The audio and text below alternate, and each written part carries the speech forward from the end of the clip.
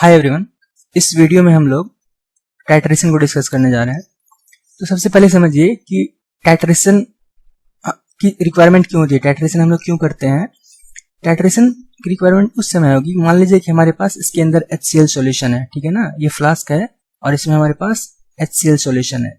HCl solution इसमें है तो इसका मुझे वॉल्यूम पता है, ठीक है। मान लेते हैं कि इसकी वॉल्यूम है 0.5 लीटर, इसकी वॉल्यूम मुझे पता है और इसकी कॉन्सेंट्रेशन मुझे पता नहीं है, ठीक है। इसके मोलरिटी जो है ये अननोन है, मुझे ये पता करने हैं, ठीक है।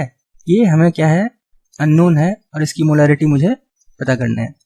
तो मैं क्या करूंगा, इसके लिए सिर्फ एक ही तरीका है कि इसको टाइट्रेशन मुझे कराना होगा, ठीक है ना। टाइट्रेशन किस चीज से कराना होगा, तो अगर ये एसिड है तो इसका टाइट्रेशन मुझे बेस से कराना होगा, ठीक है। तो हम लोग अभी एसिड और बेस के बारे में पढ़ रहे हैं, तो इसको कहते हैं एसिड बेस टाइट्रेशन। इस वीडियो में हम एसिड बेस टाइट्रेशन के बारे में डिस्कस करते हैं। नेक्स्ट वीडियो में मैं बनाऊंगा रेडॉक्स टाइट्रेशन, डबल टाइट्रेशन और बैक टाइट्रेशन के बारे में। तो ये क्या है, ये सिंपल एसिड बेस टाइट्रेशन के बारे में डिस्कशन हो रही है यहाँ पर। तो अब क्या है कि इसका मुझे वॉल्यूम पता है, इसका कॉन्सेंट्रेशन पता नहीं है। तो कॉन्सेंट्रेशन पता करना है तो मैं क्या करूंगा, इसका टाइट्रेशन कराऊंगा एक ऐसे सॉल्यूशन से जो इससे रिएक्ट करे और जिसका कि कॉन्सेंट्रेशन मुझे पता है, कॉन्सेंट्रेशन जिसका नोन है। तो मान लेते हैं कि मैं इसका टाइट्रेशन करा रहा हूँ, एक एसिड है एक बेस से। तो मान लेते हैं कि इसका हम लोग इसके अंदर NaOH डाल दिए, हमने एक ब्यूरेट लिया है, इसमें NaOH डाल दिया है जिसका कि मोलरिटी मुझे फॉर एग्जांपल पता है 0.1 m और वॉल्यूम इसका नोन है। वॉल्यूम नोन क्यों है, क्योंकि मैं ब्यूरेट से इसमें डाल रहा हूँ तो मैं उसको मेजर कर सकता हूँ। तो वॉल्यूम भी क्या है, नोन है। इसकी वॉल्यूम भी नोन है और इसकी कॉन्सेंट्रेशन भी नोन है। इसको हम लोग टाइट्रेशन करा रहे हैं किसी से, HCl से। तो टाइट्रेशन क्या होते हैं, टाइट्रेशन एक टेक्निक होते हैं to find concentration of an unknown solution with the help of concentration of a known solution, with the help of a solution of known concentration, ठीक है ना। इस प्रोसेस को हम लोग कहते हैं टाइट्रेशन। तो ये सॉल्यूशन का मुझे कॉन्सेंट्रेशन पता नहीं है, इसका हम लोग कॉन्सेंट्रेशन पता कर रहे हैं इस सॉल्यूशन से, इस प्रोसेस को कहेंगे टाइट्रेशन। तो जिस सॉल्यूशन का मुझे कॉन्सेंट्रेशन पता है और वॉल्यूम दोनों चीज पता है, कॉन्सेंट्रेशन पता है, इसको हम लोग कहते हैं टाइट्रेंट। तो अभी इस वाली टाइट्रेशन में NaOH टाइट्रेंट का काम कर रहे हैं, इसको कहेंगे कि NaOH यहाँ पे टाइट्रेंट है। तो अब देखिए क्या है कि ये जो हम टाइट्रेशन करना शुरू करेंगे तो इसके अंदर जैसे मैं बेस डालना शुरू करूंगा, इसके अंदर एसिड पड़े हुए पहले से, तो एसिड बेस रिएक्शन होना स्टार्ट हो जाएगी, ठीक है ना। तो एसिड बेस रिएक्शन होगी तो क्या होगा, HCl NaOH से रिएक्ट करेंगे। तो अब पता कैसे करेंगे कि हम लोग ये पूरा का पूरा रिएक्शन हो गया या रिएक्शन हो रहा है, या कब रिएक्शन खत्म हो जाएगा, कब दोनों बराबर हो गए। तो इसके लिए मुझे क्या करना होगा, इसके अंदर फ्यू ड्रॉप्स ऑफ इंडिकेटर डालना होगा, ठीक है ना। इसमें हम लोग क्या करते हैं, फ्यू ड्रॉप्स ऑफ इंडिकेटर डालते हैं। और कौन सा इंडिकेटर हम लोग डालेंगे, तो इंडिकेटर अभी मैं एसिड बेस का करा रहा हूँ टाइट्रेशन। तो एसिड बेस के लिए जो सुटेबल इंडिकेटर होगा, जैसे ये स्ट्रॉन्ग एसिड स्ट्रॉन्ग बेस, इसके लिए सुटेबल इंडिकेटर है वो यूज करते हैं। तो यहाँ पे मैं यूज करूंगा फेनोप्थलीन इंडिकेटर का, ठीक है। यहाँ पे हम क्या यूज करेंगे, फेनोप्थलीन HPH इसको कहते हैं, फेनोप्थलीन इंडिकेटर का यूज करेंगे। अब HPH इंडिकेटर हम क्यों यूज कर रहे हैं, इसके लिए सुटेबल इंडिकेटर क्यों है, तो इस चीज को डिटेल से हम लोग डिस्कस करेंगे आयनिक इक्विलिब्रियम के अंदर जब हम लोग इंडिकेटर पढ़ेंगे वहां पे, ठीक है ना। तो अभी हमें समझना है कि इंडिकेटर क्या होते हैं। इंडिकेटर वीक ऑर्गेनिक एसिड या वीक ऑर्गेनिक बेस होते हैं जो हमें बता देता है कलर चेंज करके कि रिएक्शन हो गया है, ठीक है। ये कैसे बता देंगे, तो इसकी फेनोप्थलीन की प्रॉपर्टी है कि इसकी एसिडिक मीडियम में, अगर ये एसिडिक मीडियम होते हैं, मतलब कि अगर इसको मैं एसिड में डालूंगा, एसिडिक मीडियम में होते हैं तो ये कलरलेस होते हैं। और इसकी प्रॉपर्टी है कि बेसिक मीडियम में, मतलब जब सॉल्यूशन हमारा थोड़ा सा भी बेसिक या बेसिक रहेगा तो इसमें ये क्या होते हैं, पिंक होना स्टार्ट होते हैं, ठीक है, ये पिंक हो जाते हैं। तो मैंने कोशिश किया यहाँ पे कलरलेस बनाने का, तो समझिए कि ये कलरलेस है। अभी हमारे पास HCl है और इसमें हमने फ्यू ड्रॉप्स ऑफ HCl अभी डाला है, तो ये कलरलेस है। अब मैं क्या कर रहा हूँ, धीरे धीरे इसके अंदर NaOH डालना स्टार्ट कर रहा हूँ, ठीक है। तो क्या है, अभी हमारे पास सॉल्यूशन एसिडिक है, क्योंकि अभी स्टार्टिंग में तो एसिडिक था और रिएक्शन हो रही है बेस के साथ, तो एसिड बेस रिएक्शन हो रही है। तो मतलब हो क्या है, रिएक्शन किस तरह का रिएक्शन होगा, इसमें क्या कर रहा हूँ, ब्यूरेट से फ्यू ड्रॉप्स ऑफ NaOH डाला हूँ, ये प्रोसेस स्टार्ट कर दिया हूँ, मतलब ये गिरना स्टार्ट हो गया है। तो रिएक्शन कौन सा होगा, रिएक्शन होगा NaOH का रिएक्शन होगा HCl के साथ, मतलब एसिड बेस रिएक्शन। तो Na प्लस OH माइनस है, H प्लस Cl माइनस है, इससे बनेंगे NaCl प्लस H2O। तो क्या होगा, एसिड बेस रिएक्शन हो रहा है, इसका मुझे मोलरिटी पता है, इसकी मोलरिटी है 0.1 m और वॉल्यूम धीरे धीरे बढ़ना शुरू हो जाएगा। तो स्टार्टिंग में तो ये एक्सेस में है, ये एक्सेस में है ना, तो स्टार्टिंग में ये एक्सेस है, जैसे जैसे मैं ये डाल रहा हूँ ये लिमिटिंग रीजन का काम करना शुरू कर रहे हैं, ये कंज्यूम होना शुरू कर रहे हैं, तो हमारा सॉल्यूशन जो है एसिडिक है। तो जब तक ये सॉल्यूशन एसिडिक रहेंगे तो इसकी कलर क्या रहेगी, ये कलरलेस लेंगे, ये सॉल्यूशन कलरलेस लेंगे। फिर मैं और एक ड्रॉप डाला हूं, तो फिर इसको ये HCl जो है, HCl हमने 0.5 लीटर लिया है, तो ये इसको कंज्यूम कर लेगा, फिर भी ओवरऑल सॉल्यूशन एसिडिक रहेगा। फिर मैं नेक्स्ट ड्रॉप डाल रहा हूँ, फिर उसको एसिड कंज्यूम कर जा रहे हैं उस बेस को, तो फिर भी हमारा सॉल्यूशन एसिडिक ही है। फिर मैं एक नेक्स्ट स्टेप डाल रहा हूँ, तो मतलब ये प्रोसेस चलते आ रहा है। एक पॉइंट आएगा जहां पर एसिड की अमाउंट जो होगी, एसिड के मोल्स जो होंगे वो बराबर हो जाएंगे बेस के मोल के, ठीक है ना। या हम लोग इसको इक्विवेलेंट कॉन्सेप्ट से देखें तो ग्राम इक्विवेलेंट ऑफ एसिड बराबर हो जाएंगे ग्राम इक्विवेलेंट ऑफ बेस के, ठीक है। वो पर्टिकुलर पॉइंट, जिस पॉइंट पे बराबर होगा दोनों का ग्राम इक्विवेलेंट, तो सॉल्यूशन क्या रहेगा, न्यूट्रल सॉल्यूशन रहेगा।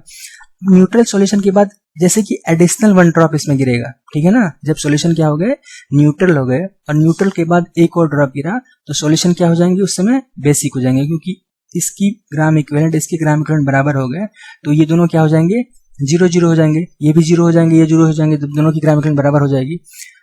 अब मैं क्या करूंगा, उसके बाद फिर एक ड्रॉप अगर NaOH डाला तो ये सॉल्यूशन क्या हो जाएंगे, बेसिक हो जाएंगे।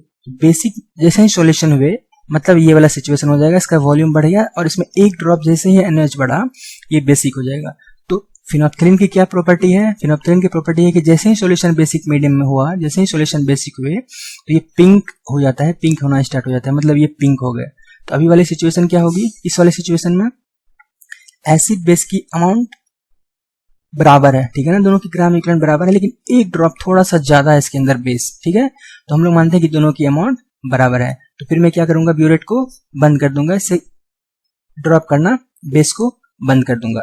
तो फिर उसका हम लोग वॉल्यूम को कैलकुलेट कर सकते हैं क्योंकि ब्यूरेट से हम लोग डाल रहे हैं, कितना वॉल्यूम गिरा है हम कैलकुलेट कर सकते हैं। तो मान लेते हैं कि अभी मैं कैलकुलेशन करने जा रहा हूं, तो मानते हैं कि ये 0.3 लीटर हमने ड्रॉप किया है इसके अंदर बेस को, ठीक है। तो अभी हमारे पास क्या हो गया, हमने जो बेस टोटल डाले हैं, बेस की मुझे वॉल्यूम भी पता है, इसकी मोलरिटी भी पता है, और HCl का मुझे मोलरिटी मुझे पता नहीं था लेकिन वॉल्यूम पता था। अभी वाले सिचुएशन में क्या हो गया, आफ्टर कलर चेंज करने के बाद, तो जिस समय कलर चेंज होना शुरू होगा या जिस समय कलर होगा चेंज होगा, ठीक है, उसको हम लोग कहते हैं एंड पॉइंट।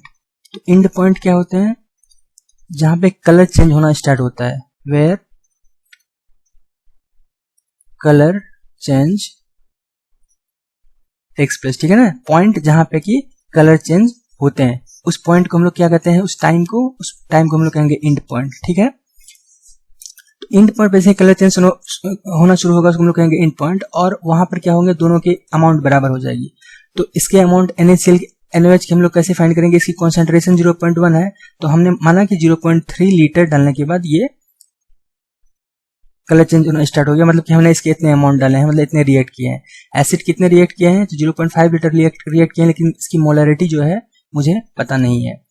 तो देखिए इस रिएक्शन में ये किस रेशियो में रिएक्ट कर रहे हैं, ये रिएक्ट कर रहे हैं 1:1 रेशियो में, मतलब इसकी 1 मोल रिएक्ट करेंगे तो इसके 1 मोल रिएक्ट करेंगे, मतलब कि मोल जितने रिएक्ट करते हैं, मोल्स ऑफ NaOH जितने रिएक्ट करेंगे उतने ही मोल रिएक्ट करेंगे मोल्स ऑफ HCl, दोनों के बराबर मोल रिएक्ट करेंगे।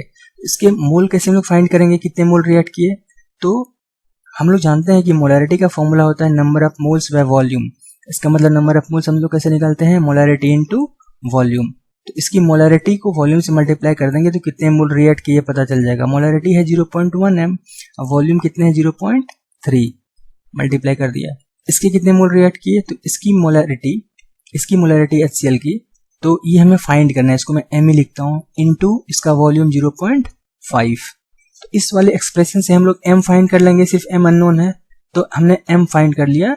इसका मतलब कि हमें पता चल गया 0.1 इंटू 0.3 डिवाइड बाय 0.5 कि हमारे पास जो सॉल्यूशन था HCl का, इसका कॉन्सेंट्रेशन कितना था। तो इसका हम लोग कॉन्सेंट्रेशन पता कर लिया कि मतलब टाइट्रेशन करने का यही फायदा हुआ, टाइट्रेशन हम लोग इसीलिए करते हैं। तो इतने m हो जाएंगे इस HCl का कॉन्सेंट्रेशन, राइट। अब ये पॉइंट है कि इस चीज को हम लोग दो तरीके से समझ सकते हैं। तो अभी हमने मोल मेथड से देखा कि दोनों के मोल बराबर रिएक्ट करते हैं, या हम लोग ये भी कह सकते हैं कि number of gram equivalent of NaOH जितने रिएक्ट करेंगे उतने ही number of gram equivalent of HCl react करेंगे, क्योंकि लॉ ऑफ केमिकल इक्विवेलेंस कहता है जितने ग्राम इक्विवेलेंट बेस के रिएक्ट करते हैं उतने ही ग्राम इक्विवेलेंट HCl के रिएक्ट करते हैं। तो NaOH के कितने ग्राम इक्विवेलेंट रिएक्ट करेंगे, तो इसके करेंगे इसके नॉर्मलिटी इनटू वॉल्यूम। इसके कितने रिएक्ट करेंगे, इसके नॉर्मलिटी इनटू वॉल्यूम। तो मतलब क्वेश्चन में मुझे अगर नॉर्मलिटी पता करना होता, उसके नॉर्मलिटी दिए होते, तो मुझे ये अप्लाई करना होता, ठीक है ना। लॉ ऑफ केमिकल इक्विवेलेंस ऐसे कर लेते। नॉर्मलिटी का फॉर्मूला क्या होता है, नॉर्मलिटी का फॉर्मूला होता है molarity into valency factor of NaOH into volume, और इसकी नॉर्मलिटी की फॉर्मूला क्या हो जाएगी, molarity into valency factor of HCl into volume. NaOH का मोलरिटी मुझे पता है कितना, 0.1। NaOH एक बेस है और मोनो एसिडिक बेस है, क्योंकि इसके पास 1 OH माइनस, इसकी वैलेंसी फैक्टर 1 होगी, इनटू वॉल्यूम कितना होगा NaOH का, तो NaOH का वॉल्यूम हमने पता किया कि 0.3 लीटर है, 0.3 लीटर है। ये बराबर हो गई किसके, मोलरिटी HCl के। तो ये मुझे फाइंड करना है, और HCl है ये मोनो बेसिक एसिड है, क्योंकि इसके पास 1H प्लस है, तो इसकी वैलेंसी फैक्टर 1 हो गई, इंटू 1 इंटू इसकी वॉल्यूम मुझे पहले से पता था 0.5, ठीक है ना। तो इससे हम क्या कर सकते हैं, इससे मोलरिटी भी फाइंड कर लेंगे। तो मोलरिटी कितने हो जाएंगे, 0.1 इंटू 0.3 डिवाइड बाय 0.5। तो हम लोग लॉ ऑफ केमिकल इक्विवेलेंस से करें, इक्विवेलेंट कॉन्सेप्ट से करें, या मोल कॉन्सेप्ट से करें, हम लोग किसी कॉन्सेप्ट से कैलकुलेशन कर सकते हैं। बट टाइट्रेशन क्या है, टाइट्रेशन एक्सपेरिमेंट है। इस एक्सपेरिमेंट में हम लोग अननोन सॉल्यूशन के कॉन्सेंट्रेशन को फाइंड करते हैं with the help of concentration of a known solution, ठीक है। अब एक चीज ध्यान दीजिए कि इंडिकेटर के बारे में डिस्कस करूंगा मैं डिटेल से, आयनिक इक्विलिब्रियम का जो वीडियोस बनाऊंगा, ठीक है ना। तो अभी इंडिकेटर के बारे में क्या समझना है, इंडिकेटर के बारे में समझना है कि ये वीक ऑर्गेनिक एसिड या वीक ऑर्गेनिक बेस होते हैं, जिसकी की अलग अलग मीडियम अलग कलर होती है, वो कलर चेंज करके मुझे बता देता है कि रिएक्शन हो गया है। एक चीज अभी आपको समझना होगा कि एंड पॉइंट और इक्विवेलेंस पॉइंट में क्या डिफरेंस होता है, ठीक है। तो एंड पॉइंट क्या हुआ, एंड पॉइंट वो पॉइंट हुआ जहां पर कलर चेंज होता है, ठीक है ना। तो कलर चेंज कब होंगे, जब दोनों की अमाउंट बराबर हो जाएगी, ठीक है। नहीं, दोनों की अमाउंट बराबर नहीं होगी। कलर चेंज उस समय होगा जब एक की अमाउंट स्लाइटली ज्यादा होगी, एसिड की अमाउंट, बेस की अमाउंट, यहाँ बेस मेरा टाइट्रेंट है, बेस की अमाउंट जब एक ड्रॉप ज्यादा होगा तो कलर चेंज होगा, ठीक है ना। तो इसको कहते हैं एंड पॉइंट। इक्विवेलेंस पॉइंट क्या होता है, इक्विवेलेंस पॉइंट होते हैं ऐसे पॉइंट, ऐसा टाइम जब ग्राम इक्विवेलेंट दोनों के बराबर हो जाएंगे, ठीक है। इक्विवेलेंस पॉइंट क्या होते हैं, ये होते हैं time when gram equivalent of, यहां पे एसिड बेस रिएक्शन में acid will be equal to gram equivalent of base. दोनों की ग्राम इक्विवेलेंट जब बराबर होती हैं तो उसको कहते हैं हम लोग इक्विवेलेंस पॉइंट, ठीक है। तो दोनों में डिफरेंस है, दोनों सेम नहीं है, ठीक है। वहां पे कलर चेंज हो रहा है, वो एक्सपेरिमेंट की बात है, इक्विवेलेंस पॉइंट कैलकुलेशन की बात है। जब भी मुझे न्यूमेरिकल सॉल्व करने होंगे तो उस समय हम समझेंगे इक्विवेलेंस पॉइंट, ठीक है। तो हम लोग मानेंगे कि कलर चेंज उस समय होगा जब ग्राम इक्विवेलेंट बराबर हो रहा है, ठीक है ना। तो मुझे कैलकुलेशन करना है तो इक्विवेलेंस पॉइंट से करना है।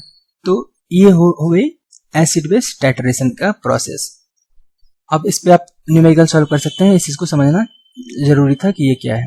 तो अगर आपको वीडियो अच्छा लगा तो आप इस चैनल को सब्सक्राइब करिए, और आपके अगर कुछ कमेंट हैं तो कमेंट सेक्शन में आप डाल सकते हैं। Thank you for watching.